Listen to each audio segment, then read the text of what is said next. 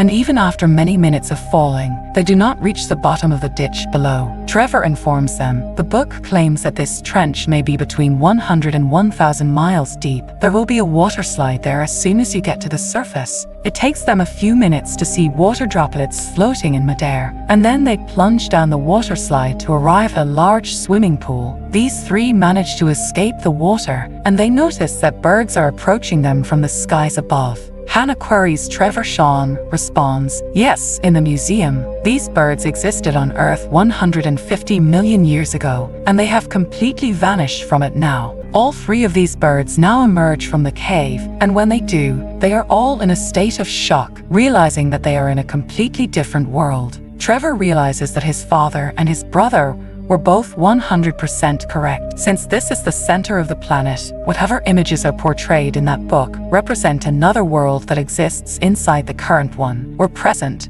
According to Trevor, the reason he wrote the book was that someone had to have come here, and they continue on where they find a tree house inside of it. Max's diary and other notes they found here indicate that his brother must have also visited. Hannah discovers Max's body here. She informs Sean and Trevor of this, and they were both grieving over his passing. They discover from Max's notes that the temperature can fluctuate between 200 degrees at any given time. People cannot survive in temperatures exceeding 135 degrees. Sean reports that it is 95 degrees here, but Trevor claims that when we arrived, it was already 95 degrees. It was 82 degrees, meaning the temperature was rising steadily. Hannah then reads in Max's note that he wrote, "The book of Julius says I have to cross this ocean from the north side, where a hot spring flows in an upside-down manner, allowing us to reach the surface." They now build a boat, and as the temperature rises gradually, all three of them depart in their boats to move the boat quickly before it reaches a temperature of above 135 degrees. Max's parachute, which he used to descend here, is also there. Although their boat is traveling quickly through the water, they were attacked by extremely hazardous fish. It was only then that a large creature of this size arrived and began consuming little fish. After they flit their boat, the wind picks up so much force that the wood attached to their parachute begins to shatter. Sean manages to grasp hold of both parachute ropes, but he is unable to control them. As a result, he launches himself with the parachute and awakens on an island's corner. He notices that this bird is the identical one they saw when they traveled to the Earth's center. A path that leads to a hill is led by one of the birds when he observes stones flying, meaning that the magnetic field here is entirely different. Sean knows that if stones can fly here, then there must also be a hot spring that flows backward. However, in order to escape this region,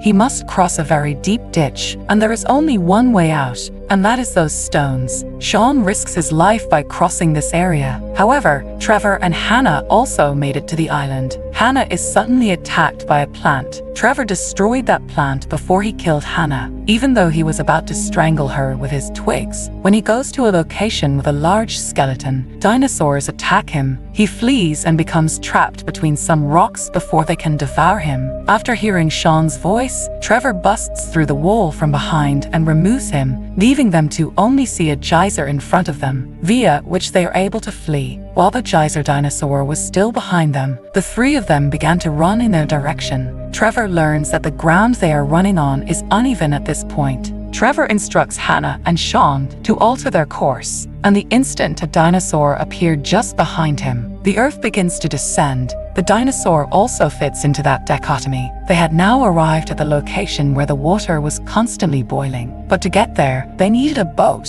Hannah then brought a dinosaur's head bones as a watercraft. Then the hill appears, and this is when their boat loses control. This is also where the water ends. After that, their boat plummets from a very deep gorge and becomes lodged in the center of the rocks. They notice that lava is below. Trevor claims that we are lake geysers, but the hot, upside-down spring indicates that if there is water around, the lava will always come into contact with it. Even the heaviest of the heaviest things come out the way the lava comes out because of the gas that is released by the lava from the top under extreme pressure and power. Hannah notices water seeping through the wall at that moment. Trevor claims that the water will be here in 2 to 3 hours and that if it doesn't, we will perish from heat. Additionally, the walls contain magnesium that is readily blasted by Trevor, which results in a large amount of water falling into lava. Here, a high-pressure steam is created by the water flowing into the lava, and their boat begins to ascend, and they quickly emerge from the ground. Their boat is traveling at a high speed down a hill into a farmer's field when they suddenly crash into his house. They know they are in Italy because the farmer is speaking in Italian, expressing his deep sadness over the loss of his crops. Subsequently, Sean pulls out a diamond from his backpack, which he had brought from the abandoned mine that no one was aware of.